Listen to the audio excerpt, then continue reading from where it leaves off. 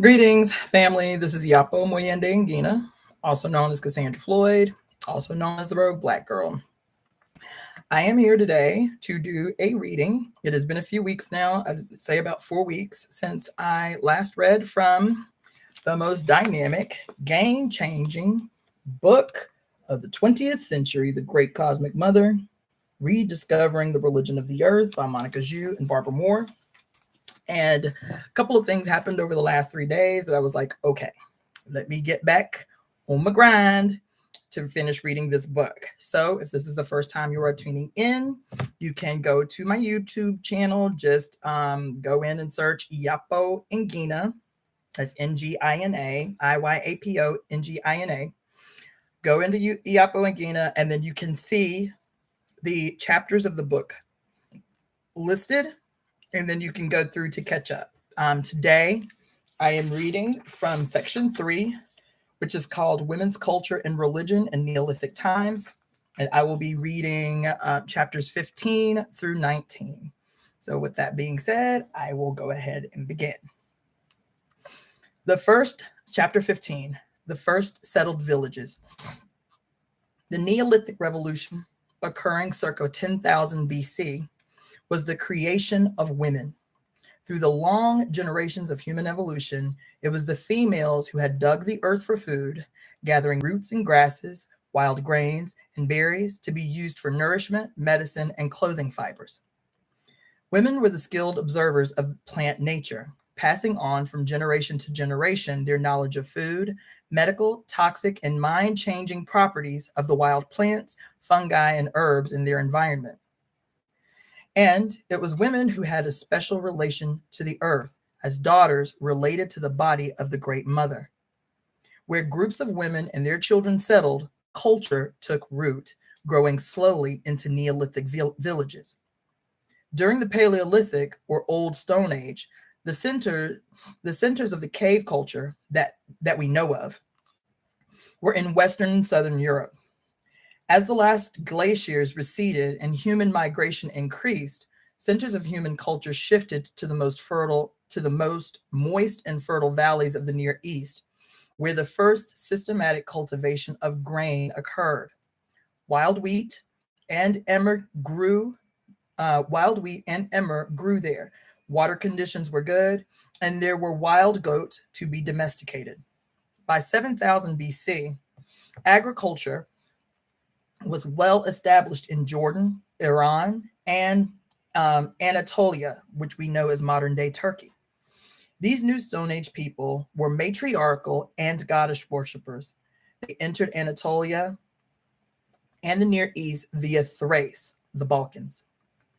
There were 3 centers of settled agriculture in the Near East: on the western slopes and valleys of the Zagros Mountains, where the Tigris empties into the Persian Gulf, and the hill country of Turkish-Syrian Mesopotamia, and on the South Anatolian plain, now Western Turkey. Some of the oldest known settlements and the oldest known grain sickle have been found in the area of Palestine. These are the remains of the Natufian Neolithic culture, which lasted until circa 6000 BC. These, the people of the most ancient city of Tel Es Sultan, now Jericho, practiced a cult of skulls and buried their dead in deep pits under the floors of their houses. The first layer of the city dates from circa 8000 to 7000 BC and was built in the shape of the crescent moon. At its earliest levels, the culture seems advanced. The houses were built in beehive shape, constructed with sun-dried clay bricks. Floors were sunk into the earth, strewn with sand and covered with clay. Timber was also used in construction. Remains of a wooden staircase have been found. The city is surrounded by an 18-foot high wall of regularly shaped stones, and this is surrounded by a protecting ditch or moat 27 feet wide, cut 9 feet deep into solid rock. Architecture and building techniques of Tel es Sultan are at least as advanced as those of medieval European fortresses. The strange thing is that no tools for cutting such huge stone blocks, no axes, picks, or chisels, have been found in the area. In the rooms of all the houses were found images of the goddess. Jericho was founded at the site of a sacred spring. And the original structure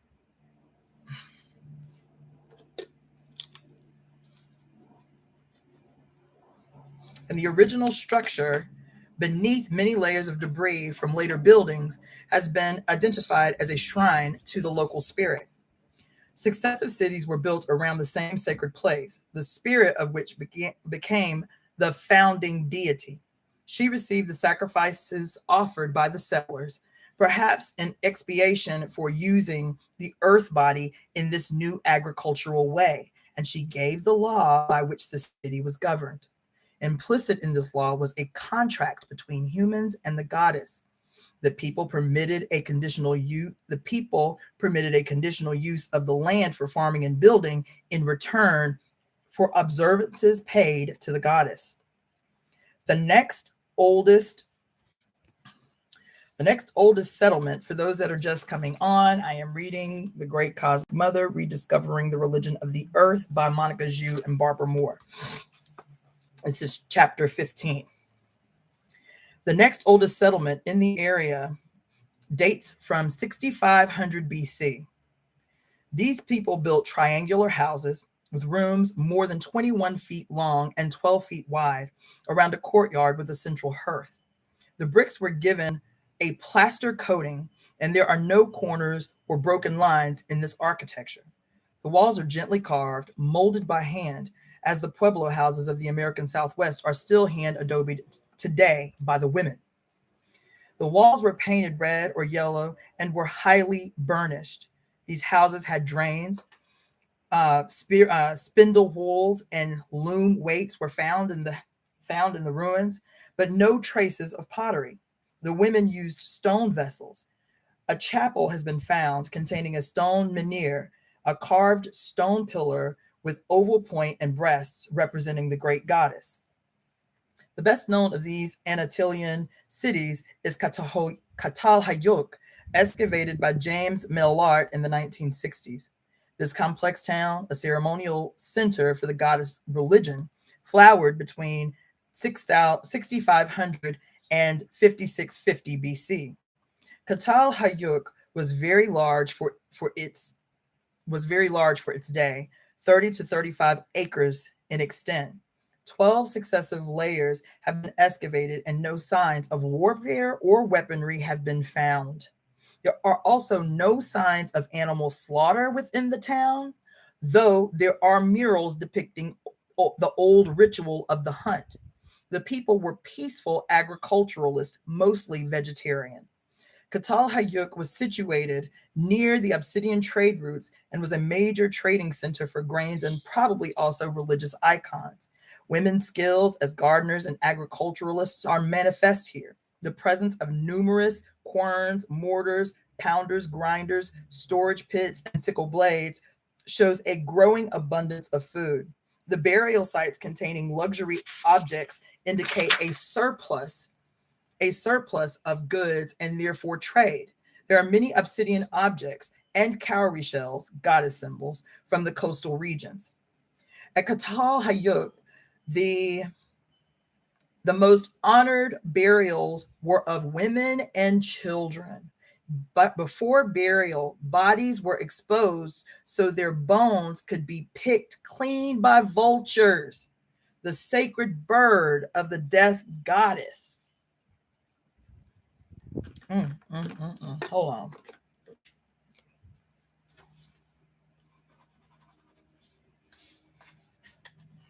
I'm going to read that again. At Catalhayuk, the most honored burials were of women and children. Before burial, bodies were exposed so that their bones could be picked clean by vultures, the sacred bird of the death goddess. Women and children were buried in central graves directly under the sleeping platforms inside the houses, with signs of ritual respect and love, amulets and icons, obsidian mirrors and toys buried with them. Men were buried in smaller corner sites, never with children, and with their Stone Age hunt weapons. The whole town seems to have been dedicated to the Great Mother religion and to religious artisanry. At least 40 shrines have been found in Katal Hayuk, all of the goddess. Murals on the temple walls show shaman women as vultures.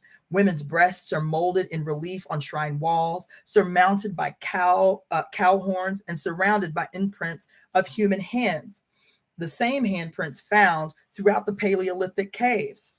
Here, the great goddess is shown the great goddess is shown in mural images and statues in her triple aspect as a young woman, a mother giving birth, and an old woman or crone accompanied by a vulture. These are the three phases of the moon: the waxing, the full, and the waning. Katal Hayuk was built over a sacred well, and the site designed in coordination with the natural and cosmic laws, the lines and the centers of the Earth's energies, and the positions of the stars. To build at a place was to share the life of that place. It was an organic and spiritual location. Earliest agriculture must have grown up around the shrines of the Great Mother, which were social and trade centers as well as holy places. The priestesses of the goddess were also administrators, scribes, and traders. The goddess of the Neolithic became the teacher of planting, harvesting, and storage methods, as well as healer and dispenser of curative herbs, roots, and plants. Erich Fromm, in The Anatomy of Human Destructiveness, speculates on the meaning of this culture. The fact that among hundreds of skeletons covering at least 800 years of continuous culture, not one bone shows signs of a violent death. The fact that women seem to outnumber men and are buried with greater honor, the fact that the religion of Katal Hayuk, administered by priestesses, stressed the renewing and protecting powers of the Great Mother. He writes, quote, the data that speak in the favor of the view of the Neolithic society was relatively egalitarian, without hierarchy, exploitation, or marked aggression, are suggestive. The fact, however, that these Neolithic villages in Anatolia had a matriarchal, matricentric structure adds a great deal more evidence to the hypothesis that Neolithic society, at least in Anatolia, was an essentially unaggressive and peaceful society. The reason for this lies in the spirit of affirmation of life and lack of destructiveness, which J.J. Bachofen believed was an essential trait of all matriarchal societies. End quote. And that is also the end of chapter 15. Chapter 16, Southwest Europe, the bird and snake goddess. The goddess religion was carried into the Near East by descendants of the European Stone Age. They entered Anatolia via the Bosporus and the Dardanelles Straits, the Bosporus and Dardanelles Straits, bearing with them countless generations of cultural, social, and spiritual development centered on the worship of the Great Mother. The Balkan region of Southeast Europe, known in the ancient world as Thrace, was one of the sites of this development.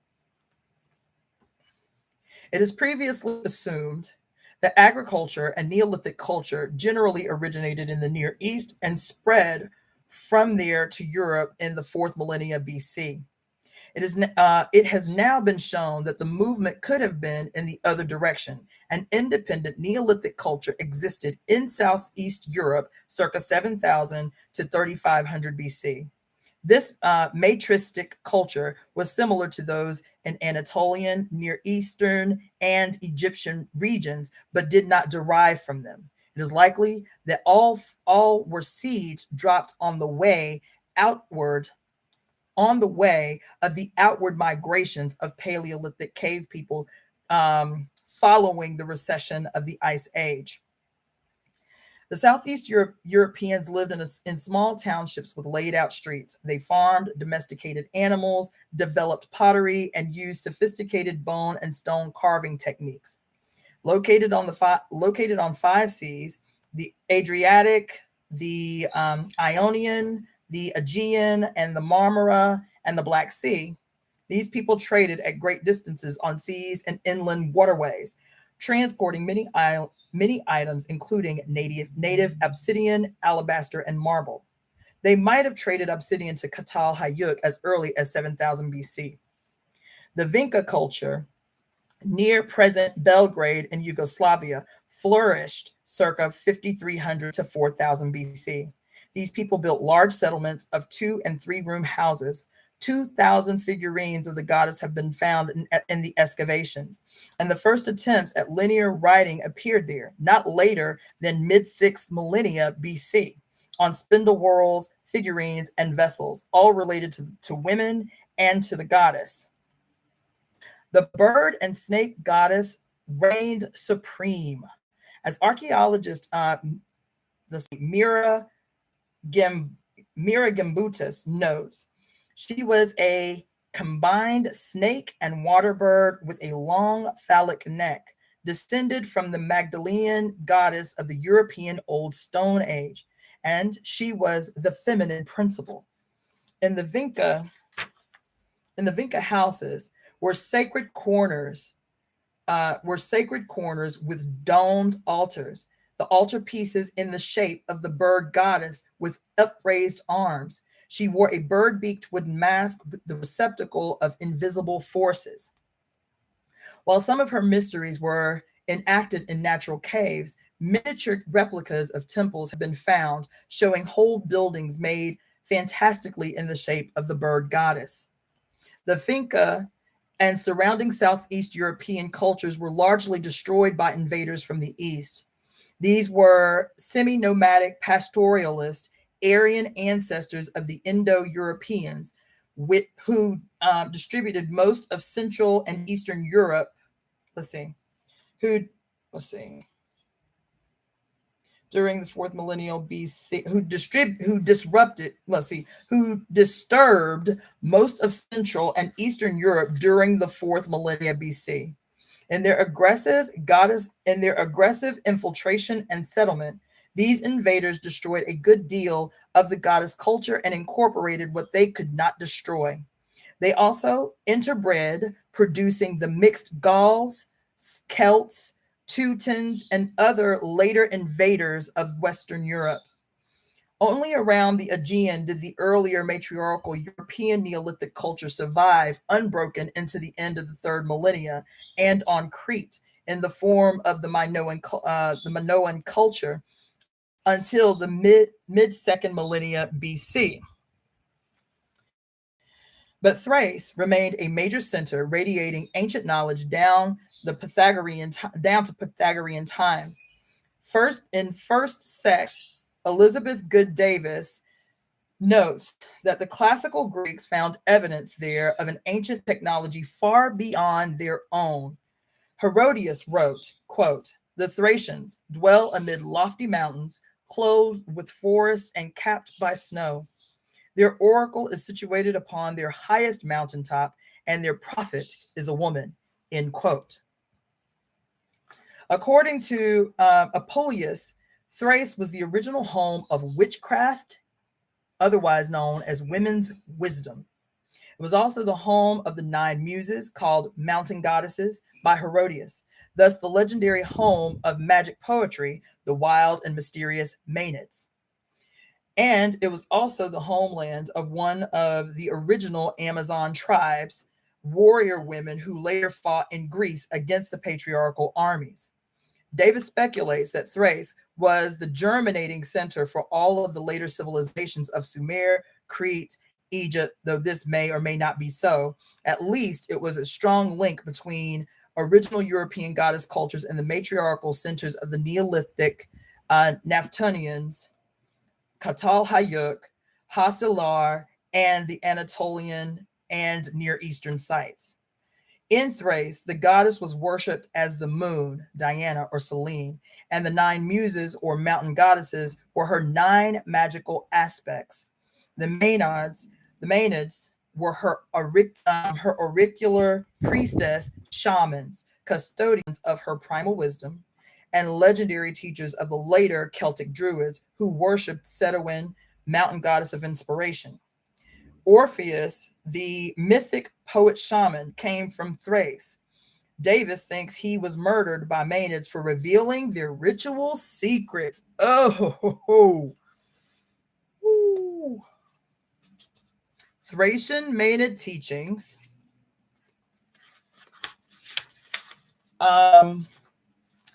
on the immortality of the soul and the theory of reincarnation influenced Pythagoras as late as the 5th century BC.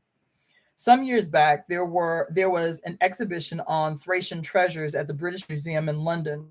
The catalog describes a rich culture in Thrace between 6000 and 4000 BC. This culture belonged to an unknown and mysterious, this is a quote, this culture belonged to an unknown and mysterious people. Scholars cannot explain it.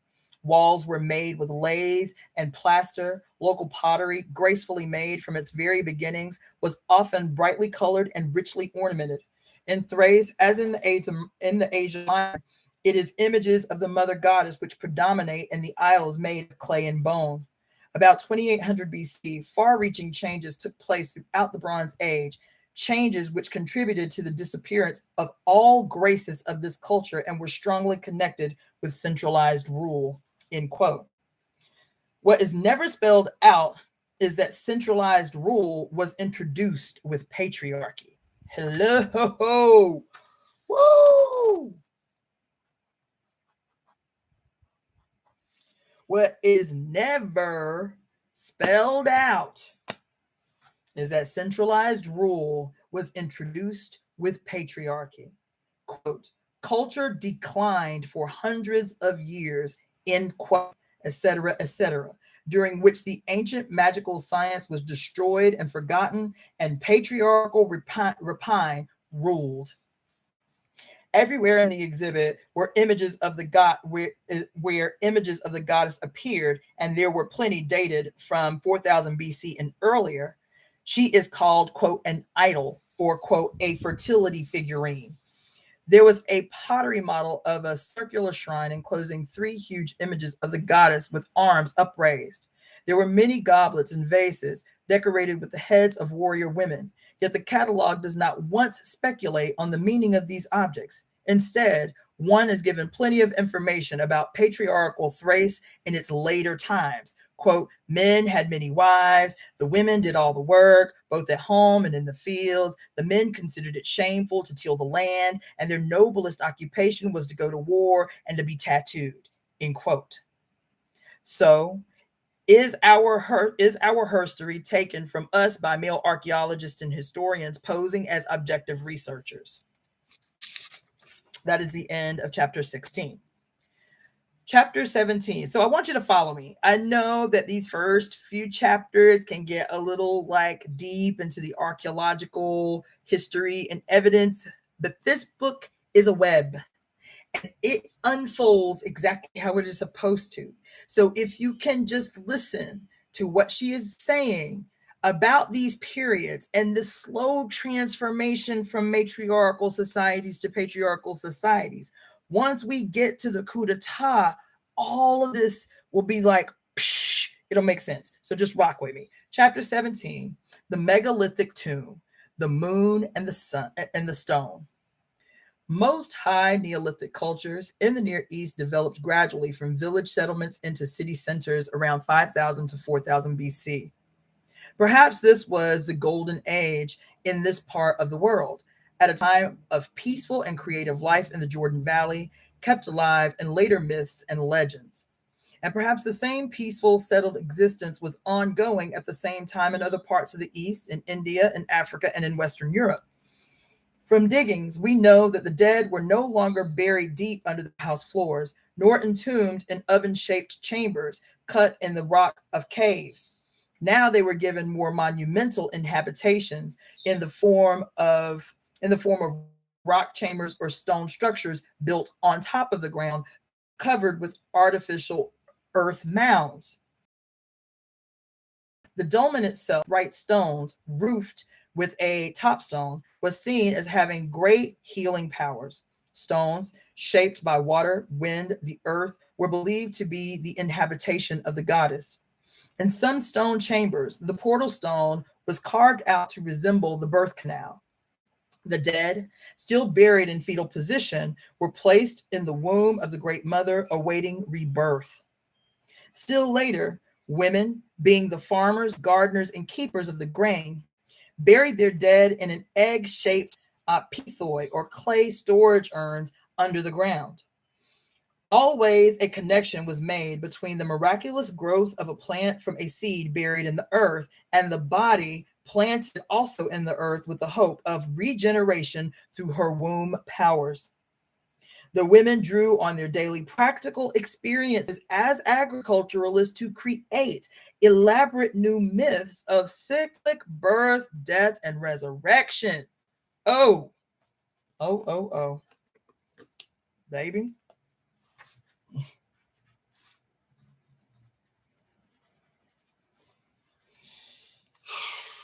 With the spread of settled agriculture, this new culture and its religious symbols blossomed everywhere. The Middle East, India, through Europe into Scandinavia, Britain, Spain, the Mediterranean islands, North and West Africa. The ancient primordial symbols remain, but in a much more elaborate and permanent form.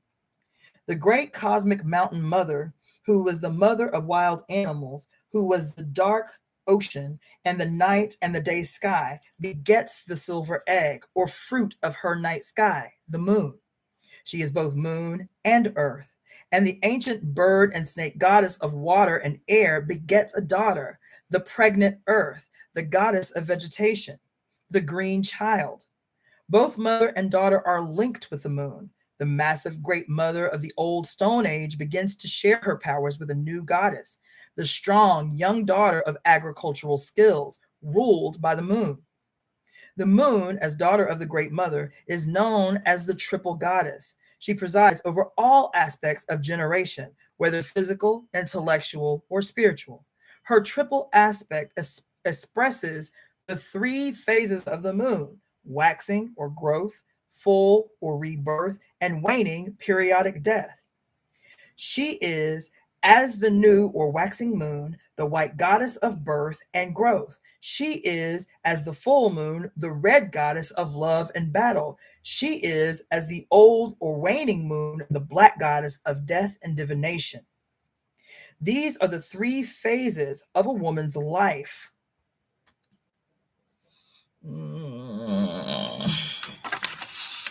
These are the three phases of a woman's life, right? All natural, all magical. Biological phases are also spiritual phases. I swear every time I read this book, I see something different. Biological phases are also spiritual phases. Transience and immortality are different aspects of the same goddess. The moon, as the daughter fruit of the great mother's sky, expresses the essential unity in perpetual change of her cosmos. Moon and sun are the eyes of the heavenly mother, the all-seeing one. We still talk of heavenly bodies and of stars looking down on us, and we still experience the universe as a larger symbolic body, a macrocosm to the microcosm, or as mythic mother to daughter. The three cyclic phases of the ever-turning moon should remind us that our minds are not primordially dualistic, but structured to flow through changes, always conscious of the one while experiencing the whole range of diverse psychic manifestations. Mens, M-E-N-S, the word for mind, is also the word for moon. On ancient images of the goddess, we find the spiral symbol, one end rolling upward and the other rolling downward, by the genital triangle. When Represented by this double spiral, she is never solely the goddess of fertility, pregnancy, and birth. She is always at the same time the goddess of death and of the dead, bearing on her belly the continuous rising and descending spiral. She expresses the constant double motion of the cosmos. In megalithic art, the goddess as a giver of life is depicted naturalistically and sensuously. But as ruler over the spirits and the dead, her form stresses the unnatural, the surreal, and the psychic spiritual. She is then figured in weird, fantastic, hermaphroditic, and phallus shapes. She is hallucinated into composite monster animals like the Sphinx, or later the griffin and the Abraxas. Or in a stylized form called the eye goddess, she becomes simply a double spiral representing her cosmic magic eyes. This eye goddess design is found on pottery, on statues, on clay and bone implements all over the Near East and Europe. And on the New Grange burial grounds in County Meath, Ireland, the double spiral marks the main stones. The goddess receives there the first rays of the sun's rebirth on the winter solstice. On the winter solstice.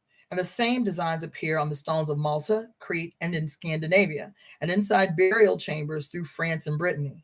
The eye spirals are often mistakenly called cup and ring marks, and assumed by male archaeologists to be sun wheels. Carved in grim relief inside burial mounds in Brittany, the eye goddess stares forward, seeing death and life equally. The funerary mood is expressed in the stylized abstraction of her gaze, reducing complex existence into the stark essentials of seeing and the invisible. Nature is both growth and decay, and life cannot be without death. Such is the unblinking vision of the eye goddess. Stone in the Neolithic times, as in the Paleolithic, remains the powerful abode of the great goddess. Stone of all earth forms is immortal and unchanging, symbol of permanence. As the bones of the earth, the pelvic walls of caverns, it gives off a profound vibration and resonance, both subhuman and supernatural. All primitive people carry wishbones and healing stones, talismans painted with magic symbols. Animals as well as humans seem drawn to tall, standing minars or stone pillars. Sick livestock rub against them in the countryside, and it is timeless folk custom to touch minars in order to become fertile or to be cured of illness. Legends often refer to stone circles, as in Brittany and Cornwall and Ireland and England, as 9 maidens or merry maidens. 9 is the magic number of the moon and the Thracian muses. To explain these circles, it is said that 9 naughty women were turned into stone. Were turned into stone by the avenging Christian God for dancing on his Sabbath. It has been suggested that a specific number of women and girls dancing in a circle at certain speeds and all singing or humming the appropriate note, young women having high piping voices, might set up a vibratory resonance in the stone circle, subjecting each stone to a burst of sound energy as each woman passed it, and this energy traveling from stone to stone. The ultrasound and the voices or music would act on the crystal structure of the stone.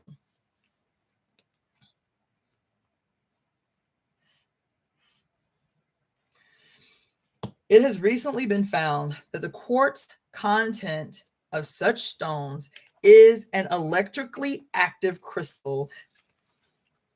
Sorry.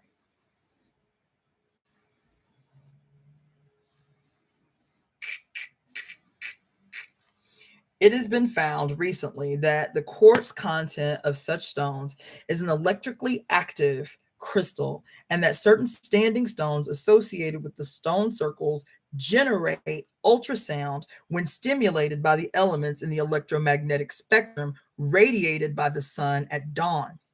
In England, geologists and, quote, ley line hunters are working together in the Dragon Project, physically monitoring and measuring radiation and energies emanating from standing stones and stone circles at different times of the day and night, lunar and solar risings and settings, and at different seasons.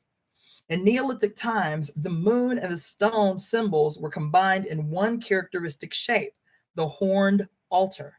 Anything shaped like a crescent moon was considered by analogy to belong to the triple goddess. Thus, where horses' hooves struck crescent marks on the earth, the moon ran, and the wild mare belonged to her. The curving lunar horns of cows and bulls, goats and oxen, and other herd animals were held sacred and adorned, and the horned crown became the magic adornment of warriors, rulers, and priests of the late Neolithic.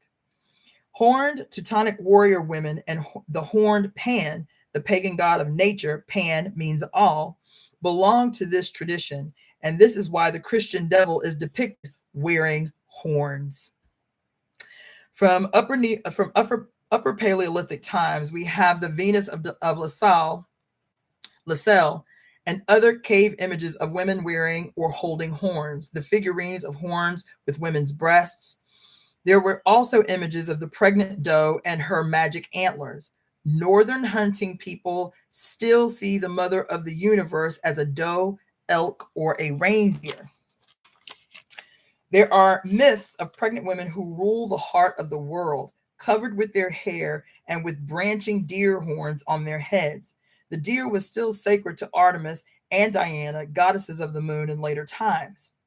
The doe's udders were seen to be sources of rainwater, and the growth of her antlers was magically connected with the growth of the crescent moon, both symbolizing growth and regeneration. The symbol of the Sumerian goddess of childbirth was a stag. Apparently, there was a synchronicity between the growth cycle of the stag's antlers and that of the spring-grown Neolithic cereal grains. In later Celtic and Teutonic myth, the fairy transformed herself most commonly into a magical deer, and she lived within the earth mound, the pregnant womb of the goddess. A whole complex of symbols is associated with this Neolithic religion of the great goddess: the sacred pillar, the horns, the cosmic snake and bird, the labyrinth, the world tree, the dove, the swastika, the sacrificial double axe or labors, the bee, the butterfly, and the chrysalis. The horned altar, the cow's horns, shaped in stone or clay, the likeness of the young crescent moon, stood for new growth and fertility. It also meant the simultaneously waning crescent and the dying moon. These altars are found in megalithic tombs, but agricultural rites of the horned altar were also performed for the living group, just as earlier Paleolithic people had performed magic cave rituals to encourage the birth and capture of the hunter's animal quarry. In the settled Neolithic, where people depended on cultivated crops, the seasons, and the weather, horned altar ceremonies were enacted to help the rebirth of the new moon, to assist crop growth and harvest, to renew the fertility of the fields each year, so bringing about the resurrection of the daughter vegetable life through the mother earth and moon. When plowing developed, it was a part of funerary rites. The sacred pillar, along with the horned altar, were sacred stone objects standing in the open country, along roads, and in the village. Also descended from the old Stone Age, there were phallic pillars with the Great Mother carved on them. Stone pillars with breasts are found throughout the Near East. As Gambata suggested, these ancient phallic mother stones symbolized shamanic bisexuality and the unity of the sexes, a Neolithic ideal stressed in ritual and imagery. The cosmic snake and egg derived from the original goddess cosmology and continue to represent wisdom, immortality, continuity within change, and the magic germ, or still heart center, within the whirling negative, positive spiral field of cosmic energy. The labyrinth also continues the earlier Paleolithic rituals of the underground cave, the initiation maze dance through life and death. Serpent and maze designs are common symbols on Neolithic pottery worldwide, and in urban times they were incorporated in floor mosaics. In Neolithic Western Europe and in Neolithic North America, giant burial mounds were built in the shape of serpents, with spirals engraved on their stones. The world tree is another worldwide symbol found everywhere among Neolithic agricultural people. The world tree is also existed among earlier Old Stone Age hunting gathering cultures.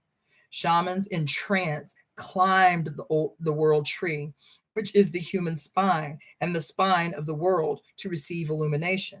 The Neolithic world tree appears in a garden abundant with fruits and grains. It reflects the agricultural concerns of settled people when the energy bonds between human society and the cycles of vegetable life were stressed and also coming under human control.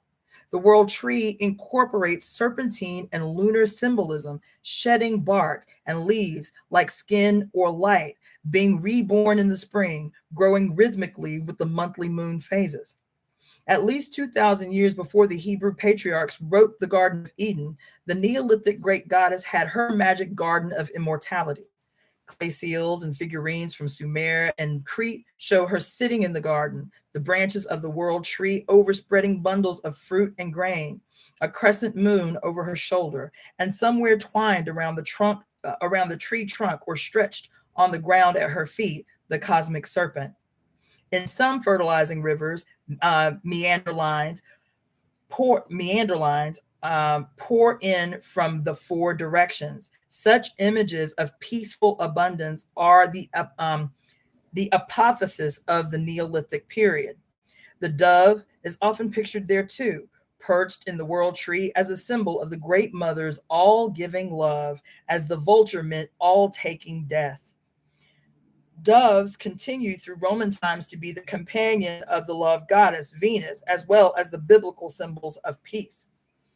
And the image of the cosmic tree penetrating the three sacred zones of heaven, earth, and the underworld, the threefold structure of the universe is expressed. Also, the threefold structure of the human brain, the original, the reptilian brain stem, surrounded by the mammalian cerebrum, and all enveloped by the human neocortex.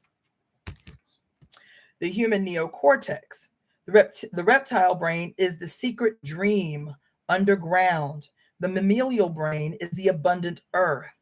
The human neocortex is the flying bird who sits on top of the world tree and can climb to the sky. Wherever bird and snake appear together, as in the Thracian bird and snake goddess, they are to be seen as upper and lower symbols of the world tree. And the world tree, which is the human spine, the arousal of Kundalini through the chakras, connects them. In the presence of this Neolithic world tree symbol, one is in the presence of the most ancient shamanistic trance power and of yoga. Both are magic techniques of the Great Mother. In the Hebrew Genesis, Eve and Adam are driven from the Garden of Immortality by Yahweh because they consort with the cosmic serpent under the magical world tree. The Genesis tree was not an apple, but a fig tree. Eve and Adam cover their nakedness with fig leaves after eating of its fruit in Eden. Hathor, the cow goddess of Egypt, was anciently identified with the fig tree, which was known as the living body of Hathor on earth. To eat of its sweet, pulpy fruit, its very vulva-like fruit, was to eat of her flesh and blood. The fig tree was also sacred on Crete, considered the food of eternity and immortality.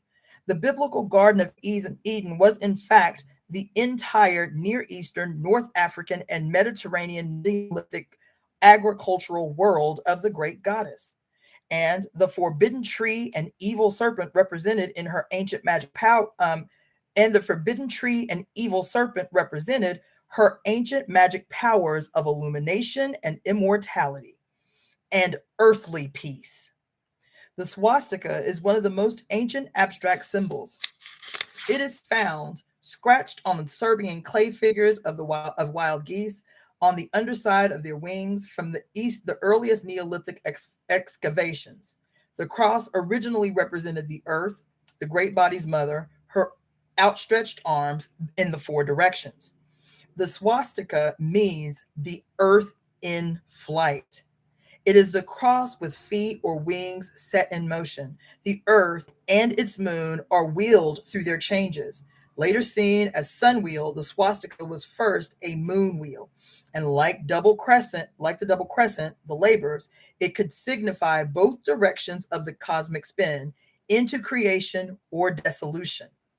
The right the right spinning wheel clockwise was used to build, encourage, maintain. The left spinning wheel counterclockwise was used to destroy, prevent, or transform the nature of something. Just so, the witch circle turns clockwise to do, widdershins to undo.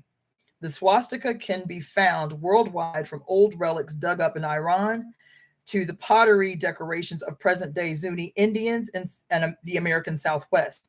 Typically, as on 7th century BC terracotta, amphora from Boeotia, and other statues and pots from the Aegean, the swastika was associated with the Lady of the Beasts, the new Stone Age version of the Paleolithic mother of wild animals. It is one of the magic signs of the foot on the foot of the Buddha. Taken over by patriarchy, the swastika has meant only destruction. Hitler read it as an Aryan fire sign. The double axe or labors was the instrument used by women in ceremony, agricultural work, and battle. It is an axe with two heads, two moon crescents, both waxing and waning. A political version was used by women in daily agricultural work. A practical version was used by women in daily agricultural work. In the form of the battle axe, it was used by Amazonian warriors of North Africa, Thrace, and Macedonia, and the Caucasus. As a sacred sacrificial axe, it could be used only by priestesses who alone could cut down the goddess's ceremonial trees. Oh my God. Our word labyrinth comes from the Minoan labors. It refers to the hall of double axes or labyrinth dug up by archaeologists at the palace of Knossos on Crete. Crete was the great matriarchal culture center of the Mediterranean. Its murals and mosaics, pottery designs, seals, and amulets show the labors wielded only by women, and it appears extensively as the icon symbol of the great goddess. Oh my God. The bee was always a sign of the goddess. Honey was the only sweetener of the ancient world, and its maker, the honeybee, is both industrious and magical. Only the female bees build hives and make honey, and they communicate with each other via dance language. Bees appear in the spring and at the rebirth of grasses and flowers. The goddess also pictured as chrysalis and butterfly, who emerges from its self-spun tomb, totally transformed as the bird once emerged from the reptile, as the new soul emerges from ritual death on wings of illumination. Ooh! The butterfly is, like the cowrie shell, a vulva symbol. According to Mahara Gumbutus, the butterfly winged goddess was slowly merged with the double axe image during the Bronze Age. The megalithic tomb was the body of the Great Mother. It was her temple where religious rites were performed at night by the light of her moon. The stone miners were designed as females, colossal, upright blocks, some 10 feet high, and often grouped in threes. They embodied the triple goddess of birth, death, and rebirth, and were associated throughout the Neolithic with vast circles marked out by stones, which were ritual enclosures and sacred dance grounds. These stone circles, or the traces of them, are found worldwide. The rites enacted in the Miner circles represented the spiritual understanding of the Neolithic people, their wish for union with the goddess, and for immortality through her. The ceremonies were presided over by women shaman priestesses whose spheres were vision, sacrifice, poetic and magic lore, the ritual calendar and the law, and astronomical astrological observation. The later Druids inherited much of their knowledge, lore, and ritual. These priestesses were also healers, rainmakers, midwives, and the keepers of Soma, the sacred mind-expanding drink. Beehive tombs with passage entranceways have been found from Greece to Ireland, dating from the close of 3000 BC. All have huge circular enclosures, amphitheaters, and funerary games. Their entrances are ornamented with 8 double spirals, the circle that has no end, the point that breathes itself into the universe and back again. On Crete, cult shrines enclosing small stone pillars or clay pillars molded around tree trunks were set up to ceremonialize the dead and the magic tomb. Egyptian pyramids were an elaborate culmination of the megalithic tomb, guarded by the giant Sphinx, who is the goddess, guardian of the dead. That is the end of chapter 17. Chapter 18, I think this is going to be the last one that I read. Yeah, chapter 18 is going to be the last one that I read. I said 19, but that's going to be the last one I read. Chapter 18, the Earth Mound as cosmic womb of the pregnant goddess. Silbury Hill, situated on the Wiltshire Downs in southwest England, is the largest surviving image of the goddess from Neolithic Europe. It is 520 feet in diameter and 130 feet high, and it is over 4,500 years old. For hundreds of years, male archaeologists have been excavating the mound, desperately hoping to find within it the Bronze Age burial remains of an ancient Essex king. But, as Michael Dames points out in Salisbury Treasure, the Great Goddess Rediscovered, Neolithic culture was based on kinship, not kingship. In Dames' view, the Silbury Mound expresses a vision of cosmic unity long lost to patriarchy. Silbury Hill was the primordial belly, the omphalos or navel of the world. The sacred mountain emerged from the waters of chaos, the world egg born from the primordial sea of night. It is the throne who is the squatting goddess, the white mountain, the navel of waters. The Indo-European root for hill is Kel, also meant a concealed and sacred place, and was probably related to Halak, meaning holy. The mountain was always a generator of energy, inspiring the high state of madness and prophecy, giving auricular powers. It is the world axis where the different levels of psychic, physical experience interpenetrate, the threshold between underworld, earth, and sky from which all creation emerges. From the mountain, the shaman begins his ecstatic journey. In Britain, there are 1,500 hilltops with large enclosures on their summits encircled by earthen banks. These earthworks look like coiled serpents and were used as ritual mazes. According to Michael Dames, Silbury Hill contains a vegetable core surrounded by layers of chalk, gravel, soil, and clay. Radiating from this core are spokes of twisted string looking like umbilical cords or snakes. The central axis is surrounded by sarsen stones, which are covered with earth dug from the surrounding quarry, originally filled with water. The surface of the mother's body was water, and she contained within herself earth, water, air, and fire, sunlight reflected in the moat. The hill and its ditch, a convex hill and a concave hole, create together the image of the goddess squatting in the Neolithic birthing position, tranquil and stable and ready to give birth to the world. The Neolithic farming communities had a nonlinear sense of time, believing that time began anew each new year. The pregnant mountain mother gave birth in August when the seeds, spring planted in her womb, had grown large. At that time, the entire community came to be with her. The divine birth is the harvest of the wheat, and the first fruits were offered to the goddess. Similar mysteries were enacted in Ulysses around, let's see, in Ulysses around Demeter, the grain mother. In Britain, she was known as Bride, Anna, or Danu, and she was celebrated on her womb mounds in August as late as the 17th century AD. Great assemblies of witches traditionally gathered on Lammas Eve, August 1st. The people believing that their welfare in the coming year depended on the performance of these sacred rites of the corn mother or the harvest queen. The Christian church throughout Britain finally took drastic action against this pagan cult worship. The Christian priesthood preaches linear, non-cyclic time, hoping to separate man from the goddess of nature and God from the cosmic rhythms of creation.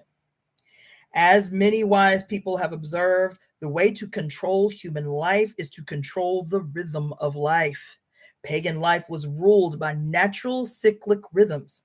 The church opposed these female rhythms with linear historic ones, thus trying to change human rhythm from natural to mechanical, which serves the industrial process but leaves human life and labor, including agricultural life and labor, quite alienated.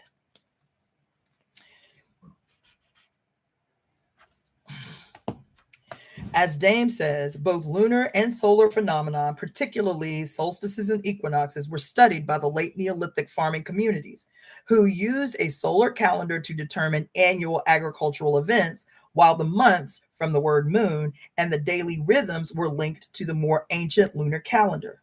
In the ancient world, the full moon was birth time for all life. The ceremonial birth at Silbury was celebrated on the night of the full moon, closest to the fixed solar quarter day or Sabbath of Lammas. Salisbury Hills drew up power, water, from the underworld and drew down power, light, from the sky. When these elements were joined within the earth's body, the universal birth took place. The birth and death of light could be witnessed from her summit, both occurring at the same time as the equinoctial settings of the sun and full moon, according to Dames, marked positions of the goddess's mote eye. At Silbury, the interaction between the hill mother and the river mother is one and bisexual. The moon is born from the water and gives birth on the water. The goddess at Silbury is also the eye goddess, as the moon and sunlight are reflected in the mote, an image of the indivisibility of mind and matter, eye and womb, as well as their transformation through tomb. When death was formed by the mother, everything both dead and alive in process by nature. Earth was seen in its totality, and the people recognized death as one of the sources of first fruit ceremonies. This was the psychic orientation of pagan agriculturalists long before, in Dame's words, quote, war declared on the human body with the emergence of patriarchal warrior societies in the Bronze Age, end quote. Silbury is comparable to the temples on Malta. Quote, to sleep within such a goddess shape would itself have been a ritual act, end quote. Recent excavations of the Orkney Islands of Scotland have revealed whole Neolithic villages, up to 60 houses designed in the shape of the goddess's body. Individual houses made of stone and mud on Skara Brae are shaped like uteruses with vaginal entranceways. Stone temples in Malta are carved and built in the shape of a massive Paleolithic Great Mother, and small clay figurines of the Great Goddess in this same form are found throughout Malta. The West Kennet, Loughborough in England, is built in the same identical shape. The large Metamud temple in Egypt and the Brian Drew mound in Wales are the same body. The great earth mound belly, open thighs of stone, the entrance portal open for the passage of birth and death. Worldwide architecture was the mother of arts, as women built to live within her body shape. Dogon villages in Africa are constructed in the shape of a bisexual human figure lying on its back. The village represents the first vibration of the cosmic egg. It is built in the center of fields cut in spirals. At the southern end is a cone-shaped shrine, the penis. A hollowed stone nearby on which the fruit is pressed for oil is the vagina. Minstrel huts to the east and west sides of the village are hands.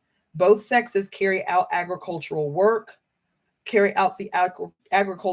of these bisexual villages. Primal people understand quite clearly that the shape of one's dwellings is the shape of one's life. The white goddess of pagan Britain was the mother of the good and fertile soil of the chalklands, white as the full moon.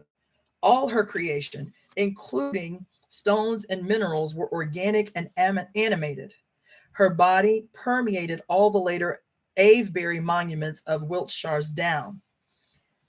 This area is rich in Sarsen stones, massive blocks of hard sandstone which lay on the surface of the hills and didn't need to be quarried.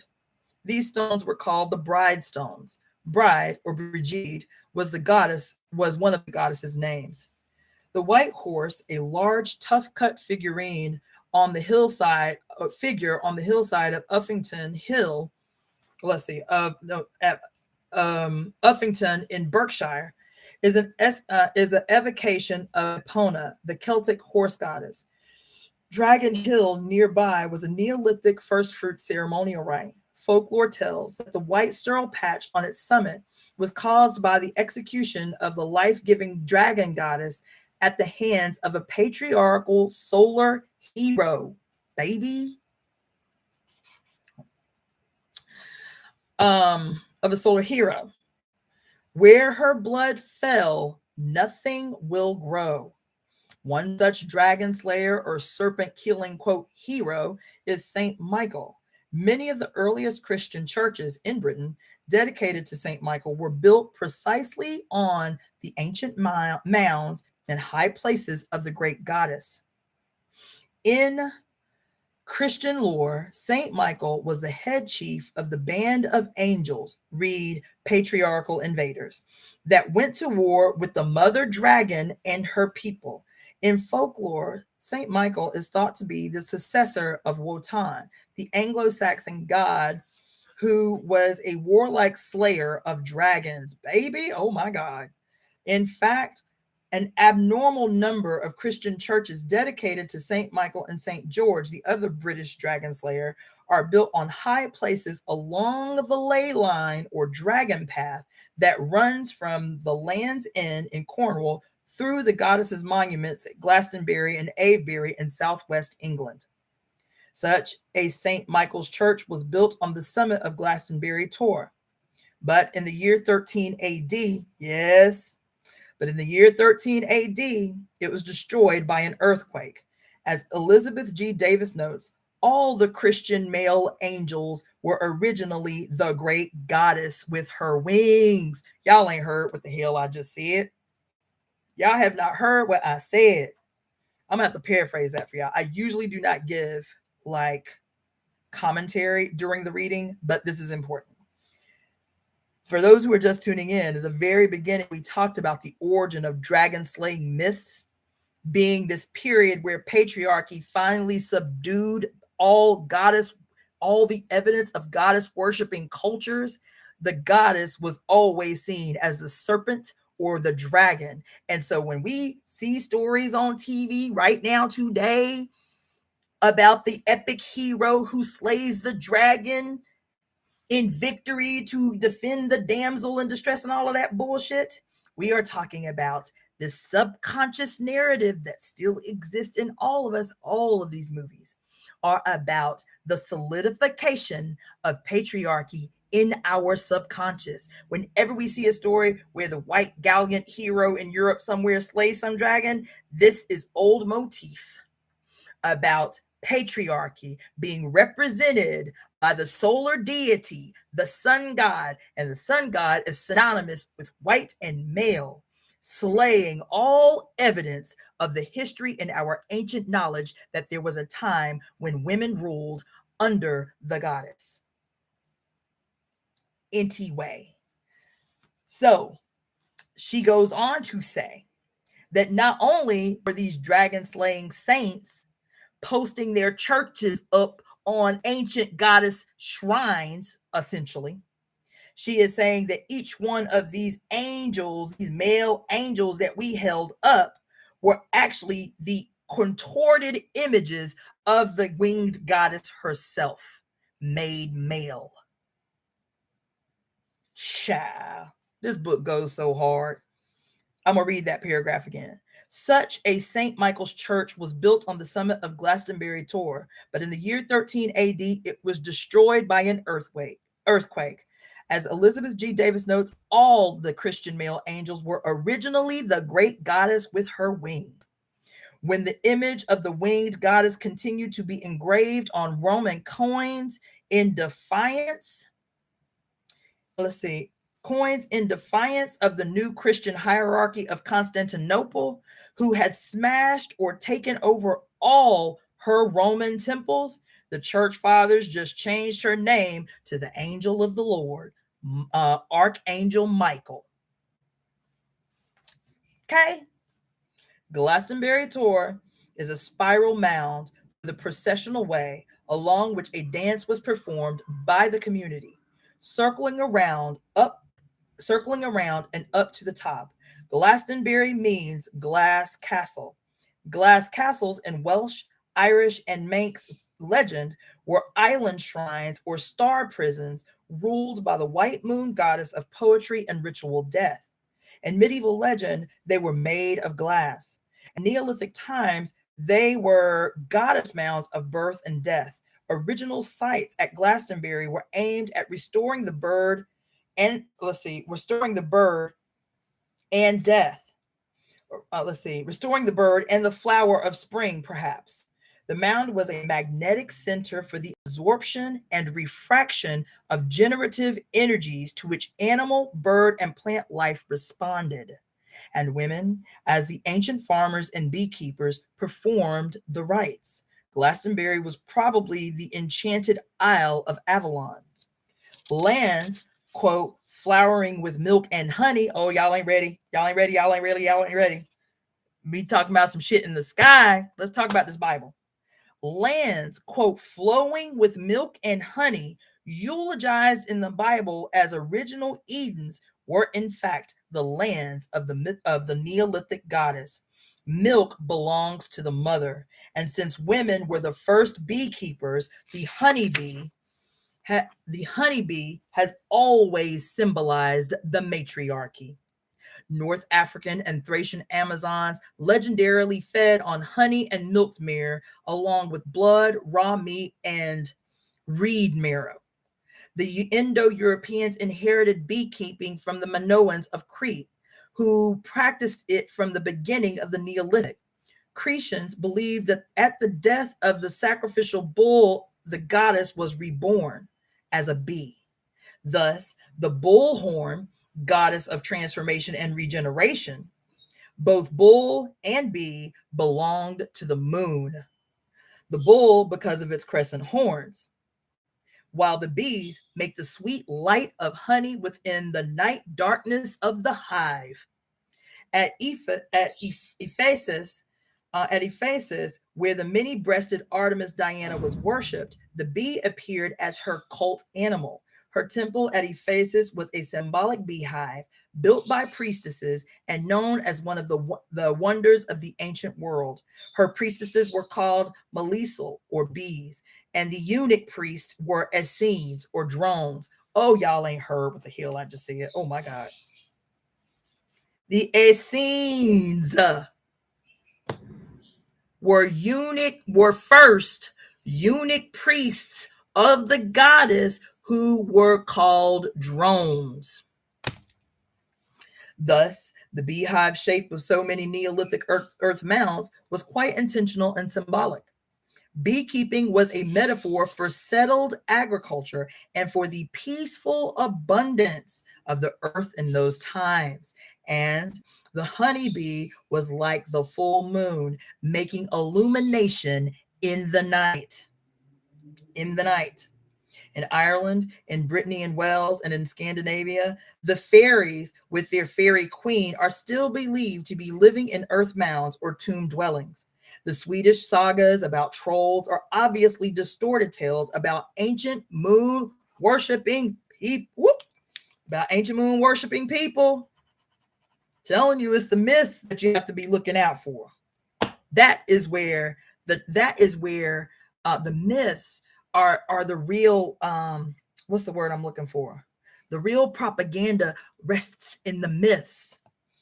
Because I'm gonna mess y'all up when I start talking about how we came to the conclusion about vampires and werewolves. Anyway, so Swedish sagas about trolls are obviously distorted tales about ancient moon worshipping people. The trolls are said to live inside mountains, to be dressed in skins, and to eat human flesh, to exist in both human and animal form, and to die if caught in the rays of the sun. They live by night, by moonshine. So in Ireland, the fairy people said to live inside the burial mounds are Tuatha De Daidan, people of the goddess Danu, displaced and driven underground by later patriarchal invaders. The Danans were matrilineal, and their goddess was the mother of all magic, art, and craft. Halloween was originally Samhain, one of the four great cross-quarter days or Sabbaths of the witch year in pagan Britain. Originally, on this night of All Souls, priestess oracles sat at the stone portals of earthbounds or mass burial chambers, while the spirits of the heroic dead passed in and out, visiting the world just once before the great death of winter. In North America, Neolithic farming cultures also built earth mounds. The earliest, dating from 1000 BC, were found throughout the Southeast by early explorers from Florida and Georgia into West Virginia, Kentucky, and the Tennessee Valley, and west into Arkansas and Oklahoma. There was a big giant burial mound, like not even 10 miles from the house I grew up in. Ohio was the site of two great mound building Native American cultures. The Adena, dating back circa 800 BC to AD 900, built conal mounds. The Hopewell built conal mounds. The Hopewell, 600 BC to AD 1500, elaborated on their earlier structures, building huge mounds and earthen embankments covering hundreds of acres. Both these cultures built burial mounds. Later, people in the Southeast built temple mounds, large earthworks with temples on the top, but no burial chambers within. Ohio is the site of the Great Serpent Mound of the Adena culture. The Serpent Mound is 1,400 feet long, made of earth in the shape of a snake, winding around the cosmic egg, the maternal ovum. Many American Indian cultures were not mound builders, but most believe their ancestors emerged from such mounds or from some such structure symbolizing the earth's pregnant belly. The Hopi and other Southwest tribes still go into kivas or underground chambers for initiation into the presence of the earth spirit. The great pyramids of Mexico and Central America were built up generation after generation over original earth mound structures. Mexico literally means navel of the moon. That is the end of chapter 18. So like I said, I have to switch gears. I got a ton of stuff to do. That is going to be the end of today's reading. So you can go again to my YouTube page if you want to catch up. I don't know if you purchased the book, but if you haven't, get your life right. The name of the book is The Great Cosmic Mother, Rediscovering the Religion of the Earth by Monica Zhu and Barbara Moore. So we ended on chapter 18. So when I pick up tomorrow, I will be starting with chapter 19 from section 3, and that is called The Islands of Malta and Gozo. So I encourage you to tune in again because the book is only going to get more and more gangster as we go along. It is awesome. Again, this is my 4th time reading the book. This is my 2nd time reading the book live on social media. And the time is now for it. The time is now. right? So catch up. You can, if you don't want to buy the book right away, you can actually download a free PDF. So just Google The Great Cosmic Mother, Rediscovering the Religion of the Earth PDF, and it'll come up. However, it does not correspond with the chapters and the paging of the book. So you will have to look through to catch up through chapters, through chapter names, for the finishing of the reading. So I figured it was only appropriate that I picked up reading it again, since it is Women's History Month. And so that's all I have for you. I am planning an event, so I'm going to go ahead and switch into that brain. For those that are local here in LA, I want to encourage you to go to my go to Eventbrite and put Harriet Tubman in the search engine to get tickets for the event that I'm hosting this Thursday, day after tomorrow, Thursday, for the 200th anniversary of the birth of Harriet Tubman. And then keep tuning in for the reading of The Great Cosmic Mother. It'll change your whole life, I swear it. So with that being said, this is Iapo Moyendekreations, also known as the Rogue Black Girl, also born as Cassandra-Floyd. I will say bye for now and see you tomorrow.